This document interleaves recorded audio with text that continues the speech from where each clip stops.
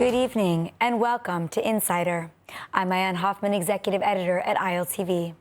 As a Jerusalem resident, I can tell you that every time we hear about an attack like yesterday's shooting, the fear is real. You think about your children and loved ones. It also forces us to ask tough questions. Should Israel respond not only with military force, but also diplomatically by moving ahead with sovereignty in Judea and Samaria, the land tied to the Jewish people since the Bible? Tonight, with the government hinting at a move and Western nations preparing to recognize a Palestinian state, we'll debate what's at stake. Joining me are Rabbi Tuly Weisz, who supports annexation, and journalist Ben-Dror Yemini, who strongly opposes it. Let's get started. So, Tuly, I want to start with you because I want you just to first give us an idea of what sovereignty proposal is right now on the table. Just in the last couple of weeks, the government rolled out a plan. Tell us what it is and if you believe it's good. Well, the plan has two basic principles that Smotrich outlined last week. The first principle is maximum territory with minimum Arab population. The second principle is that it takes the Palestinian state off the table. There's major Israeli consensus right now for sovereignty, and this removes the Palestinian state issue from the table. The actual details are that it contains 82% of Judea and Samaria, so basically where the Jews live in Area C plus Area B, and it carves out 6 enclaves where the Palestinian population centers are, so Ramallah and Jenin, Tulkarem, Hebron, and Yericho. And so it's, again, maximum territory and minimum Arab population. You think it's a good plan? It's the best plan that we could get right now, yeah. And turning to you, Ben-Dror, from your perspective, if we go forward with this, what are the main risks that Israel would be facing? Well, this is, I would say, under the circumstances and what's going on in the international arena, this is the last thing that we need. Because, I mean, we know exactly this propaganda, full of lies, needless to say, about Israel as an apartheid state. But what do we need now? A Bantustan, Palestinian Bantustan? Will it help us with... Now, the real meaning is, first of all, for us, it's not about only propaganda. Of course, propaganda is highly important. Hasbara is important. Policy is important. But what we are talking about is actually to carry out exactly what those anti-Semites in Columbia University are shouting from the river to the sea. But who is carrying out, who is actually the executor of this? From the rivers to the sea, Palestine will be one state. Here we have the extreme right wingers telling us, no, what we need is a one-state solution. Of course, we will not give voting rights to the Palestinians. We will leave them in Bantustans. I mean, this is the way that Israel should behave. This is Zionism. I mean, what we are talking about, it's just to do exactly what the Israel bashers, the Israeli haters are telling about us. I mean, I don't want to be a one-state solution. But Ben-Dror, let me ask you this. I mean, yesterday we had a terror attack that was carried out in Jerusalem by 2 residents who lived in villages near Ramallah in Yehuda and Shomron in Palestinian territories there in the West Bank.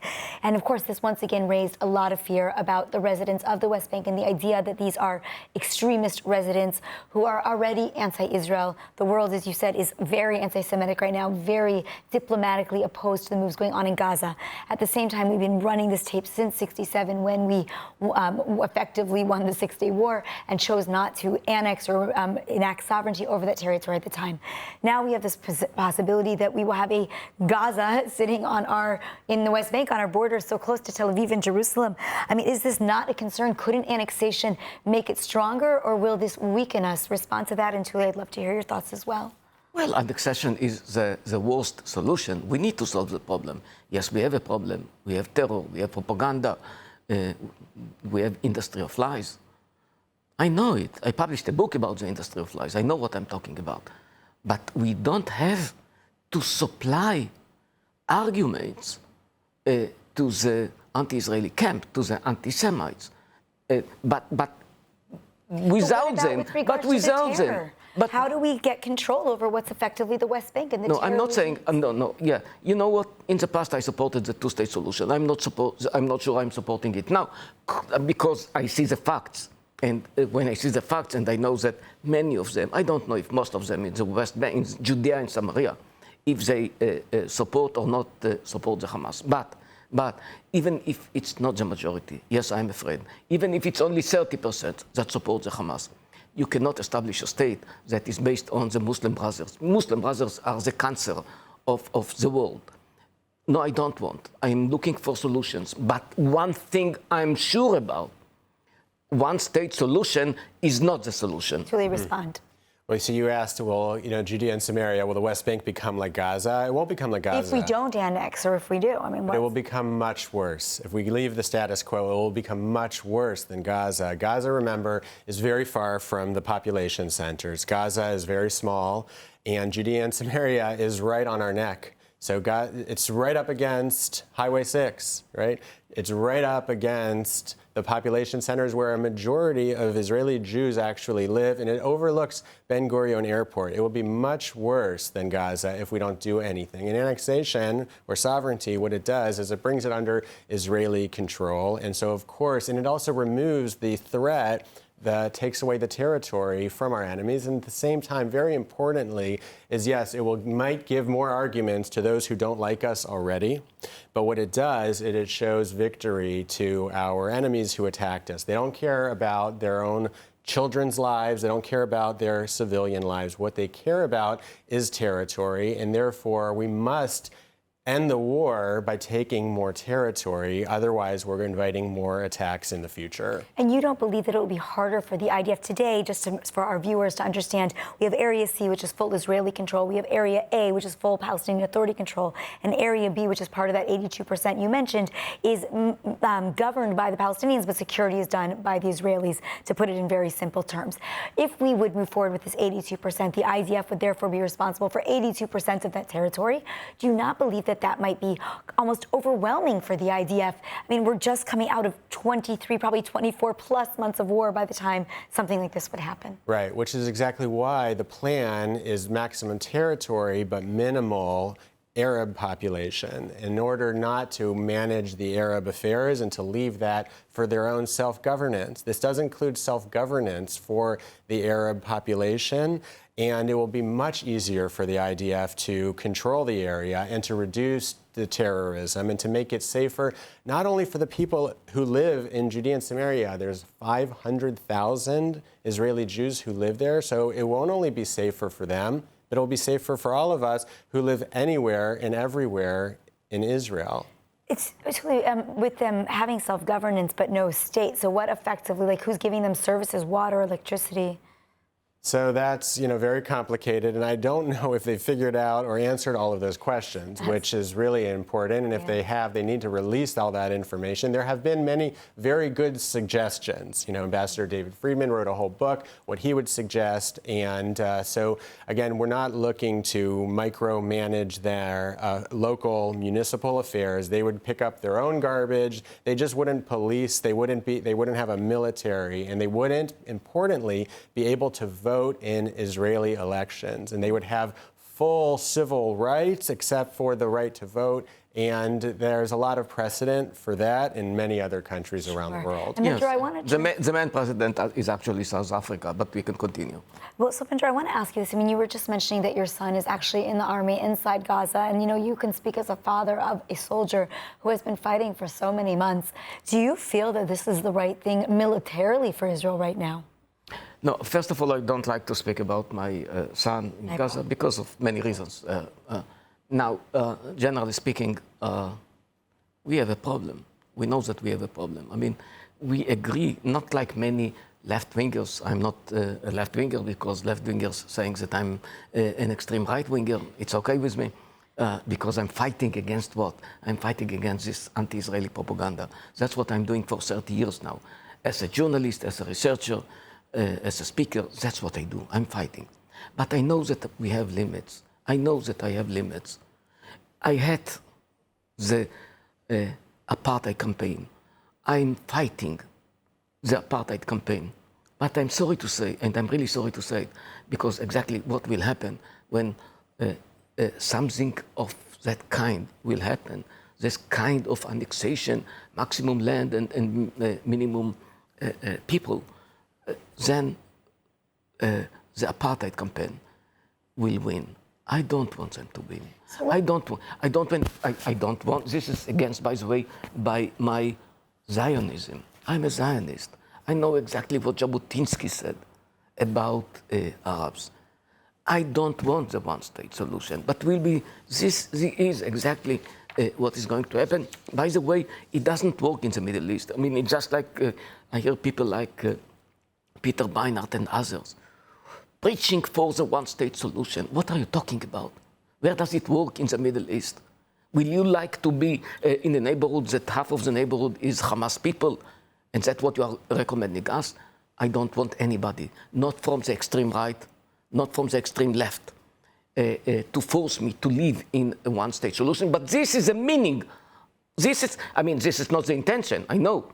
But the meaning, the outcome, the result of this kind of plan is the one-state solution, with rights, without rights, but it's the one-state solution. I don't want it. You know, the UAE agrees with you, right? And the United Arab Emirates is just our first Abraham Accords partner, has actually threatened that they would downgrade their ties if we move forward with a plan like Tuly is describing. Do you think that that's a real threat? Do you think that we should take it seriously? And if it would shift, wouldn't that impact even Trump's support of us making any moves to this effect, barring all the biblical, talk of the evangelical Christians? This seems to me would throw Donald Trump off, because this baby is the Abraham Accords. It's very interesting, because just 5 years ago it was Donald Trump who initiated the peace of the 100. Yeah. And he presented his own plan. I mean, so he's going to agree to another plan? No, it's not going. Now let's see what is going on in the United States. Trump.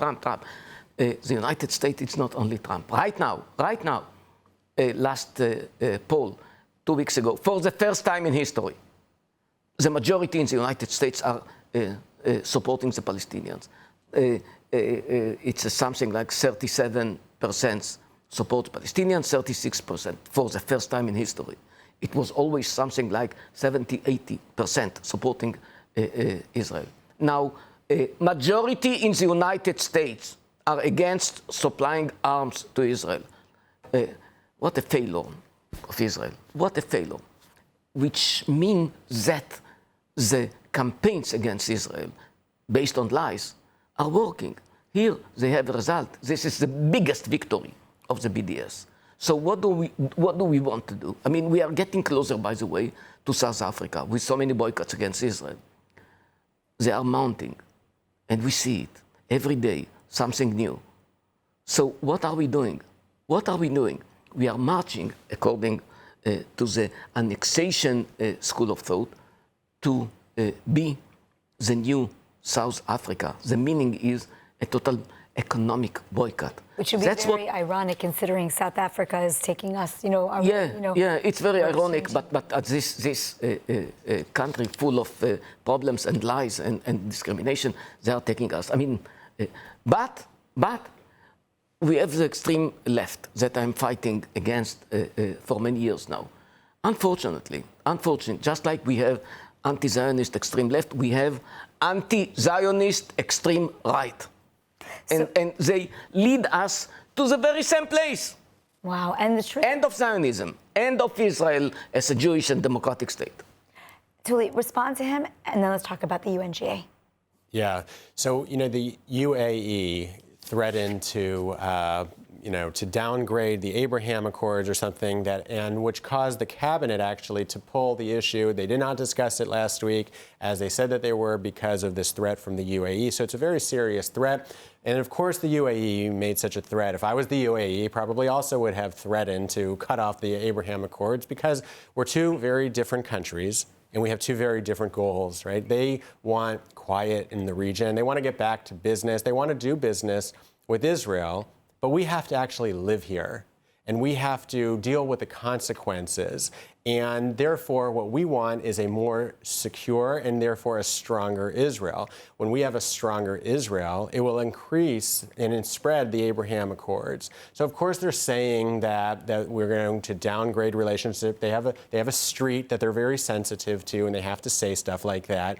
But for Israel to take Palestinian statehood off the table and to become strong so that way we don't have the American population continuing to watch the war going on and to lose confidence in Israel. Israel is showing a lot of weakness. Nobody wants weakness. When Israel is strong, it will lead to expanding the Abraham Accords. Now, in just 2 weeks, the UNGA, the United Nations General Assembly, we're expected to see around a dozen countries actually say that they recognize a Palestinian state.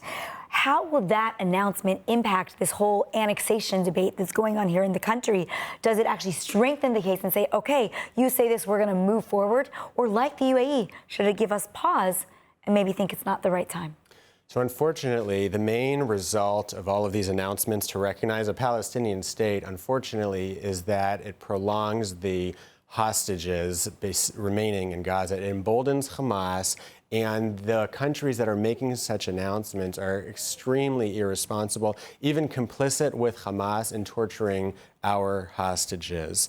So that's the first thing. It's not that the announcements affect sovereignty or annexation. They really have the most negative impact on our hostages. However, the announcement also serves to really put the official nail in the coffin of the Oslo agreements. The Oslo agreements do not allow for the Palestinian Liberation Organization, the PLO, to make unilateral declarations of sovereignty, of statehood.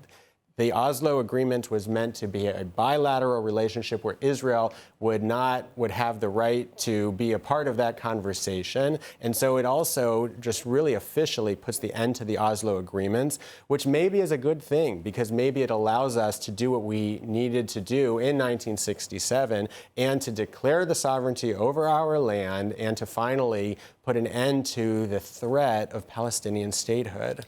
Now, you're talking about our lands, and I think it is important. I want to turn back to you for a moment because the land that is Judea and Samaria is actually very biblical. It's the land that is outlined in the Torah where the majority of our biblical, the biblical texts took place. So if we don't annex now, we're worried, as you said, about apartheid, diplomatic backlash. But if we don't do it at a time that we can, don't we risk losing the land that is most important to us, Ben-Dror?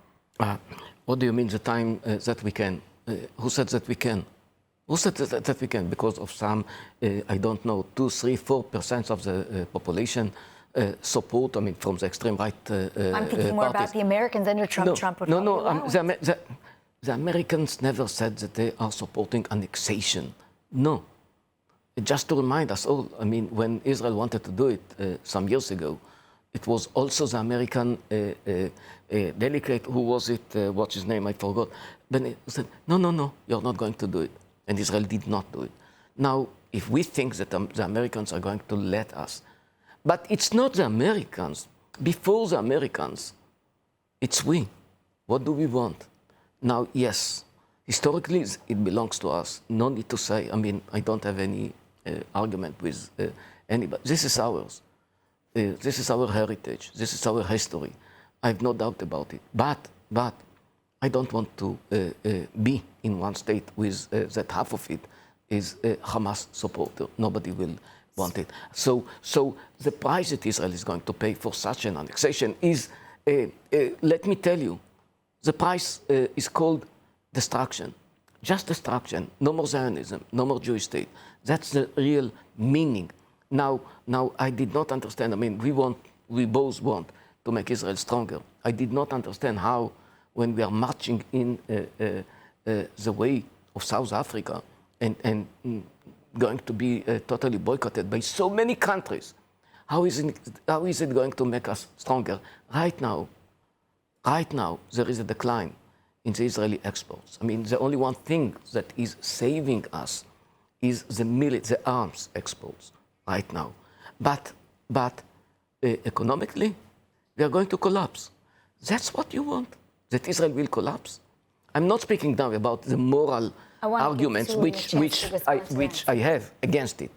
I don't want to rule 2 million people without rights. I don't want, as a Jewish, as a Zionist. I don't want. It's against my heritage as a Zionist. But practically, the meaning is destruction. Tuly, respond to that question, Ben-Dror. Well, there's a lot in that, but when it comes, the question was really what does Judea and Samaria represent to us? And it represents so much more than security. We've been talking a lot about security. However, it really cuts to our very identity. What are we doing here in the first place? And whose land does this belong to anyways? And if we don't have a claim to Judea and Samaria, and if we don't assert our claim to Judea and Samaria, to all of the biblical towns that are, throughout our heritage, 4,000 years of a connection to these places, then we have no legitimate claim to anywhere, any inch of Israel. And we have been promised this land by God in the Bible, as you mentioned, and we have purchased the land ourselves, and we have bought it from the Arabs who were living here 100 years ago. We bought the land. It was recognized by international bodies, and then we fought over and over, and we won over and over again. We are the indigenous people here in Israel, and especially in Judea and Samaria. By asserting that, it doesn't make us weaker, it makes us so much stronger. And how does that relate to Israel's long-term survival? I mean, I heard Ben-Dror say it is actually an existential threat to annex the state of Israel. It is our destruction. Final thoughts, Tuly. If it's not an existential threat, is it essential for our long-term survival? It is essential. It is essential because we have to assert that this is our land and we are not compromising and we are not negotiating with extreme jihadis. We are going to do what we need to do to win this war, to become strong. So that way, the normalization, the Abraham Accords can strengthen and can spread. We all want that to happen, and I believe that will happen by asserting our sovereignty once and for all over this critical piece of land for our people. Okay, wow, it's so much more that we could be discussing, but unfortunately we are out of time tonight. That is it for Insider. So for more analysis from Israel and the Middle East, tune into our 24/7 streaming channel and download the ILTV app. You can also catch more interviews with leading voices twice weekly on the ILTV podcast, available on YouTube, Spotify, and wherever you get your podcasts. I'm Maayan Hoffman. Thanks for watching. Have a pleasant evening.